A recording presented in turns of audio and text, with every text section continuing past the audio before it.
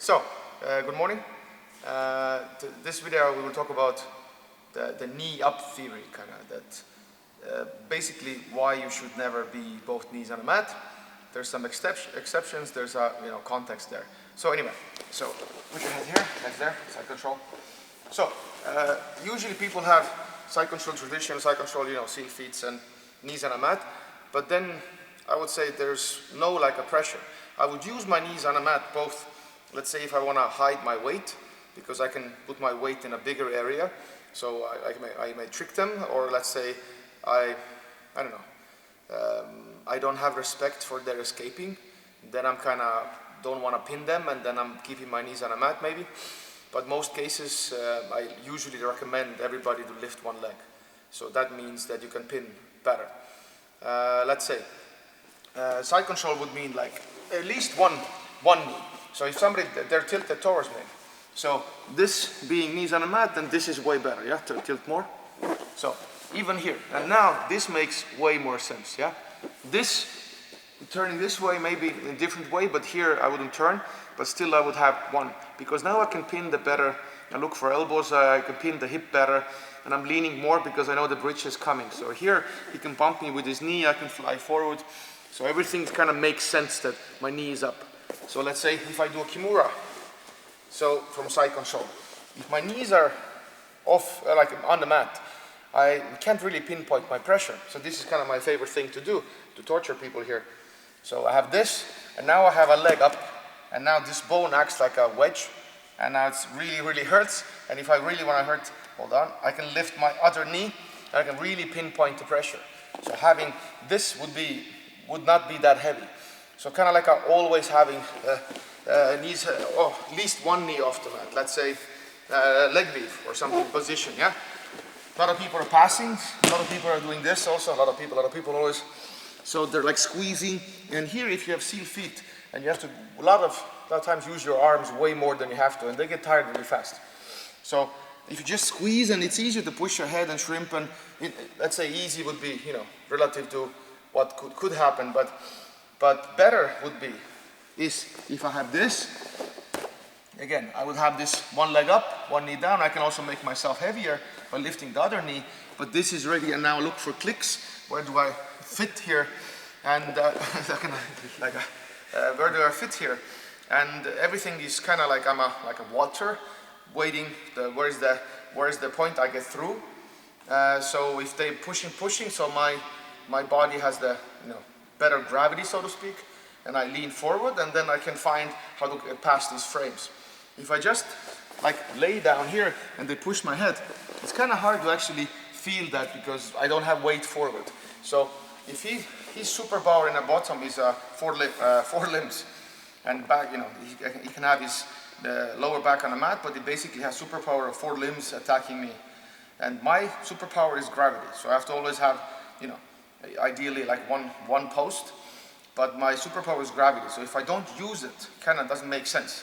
So that's the one leg up theory all the time. So always leaning. So if I'm passing the legs, it's not both knees on a mat. I can do this, always leaning, always at least one leg up, and I can make myself even way heavier but not doing this, not doing something like grabbing here. Always pressuring, always. So it's always a gravity. So that's what you, in the top, you would kind of have to do. And if you choose not to, and if you know the gravity stuff, and if you choose not to, I don't mind. Maybe sometimes you want them to push a little bit because you take the weight off, you give the illusion to, like they can push and they can use them. So, but you understand the context, what I'm talking about. Like if you teach them, that's pressure. Like in a boxing, you stance and you slowly create the pressure, you don't stand still because then they pressure you. So you have to manage that right away. Learn to like push, but not too much so they can sweep you, but just enough. And you have to deal with that first, you have to learn how to deal with that during the beginner stages because you can overcommit. Yeah, you rush too fast towards partners and they will take you down or counter you. So you have to learn how to deal with those things. And one leg up is also like if you do defensive stuff like close guard. Let's say you have armbar, regular armbar. So usually everybody understands that you have one leg up. Yeah, you have also can turn the knee and you can, do those things, but basically it's like one leg up. So if you have a Kimura, let's say from the close guard Kimura, so then again, I can grab my inside leg, but again, I counter that by having one leg up. I can pinpoint the pressure. So a lot of defensive stuff like triangles, guillotines also, everything is like one leg up. That's the main thing, one leg up, and then pinpoint, and then the arm can do less work. So, but also I want to emphasize during the pass and during the side control. Even let's say, put your leg here.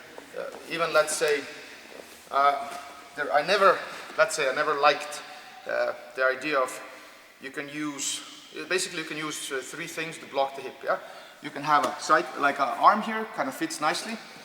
You can have the hip kind of fits nicely, and third one people usually show is the knee. Yeah, you can block the knee, but it doesn't fit. So his body is curved, and this angle is kind of narrow. It's like screams at me, like like punches me in the face. So if you would be maybe here, it would make sense like hiding your legs for hooks and stuff. But also the way it makes sense, one leg up theory would be here. It's actually very annoying when they start to have underhooks and stuff to push me. Go turn. So this actually holds me up and kills the bridges, and so one leg up theory. And I can way easier kill the hips. Usually my arm has to be in armpit, elbow is down, I'm here, but knee is up. So it's better compared to this, because if I do a mistake here, they're right away, let's say on my leg. Here, one leg up, even if they go for a single leg, they go here, and I can underhook back, because they have to kill the knee first, they have to go.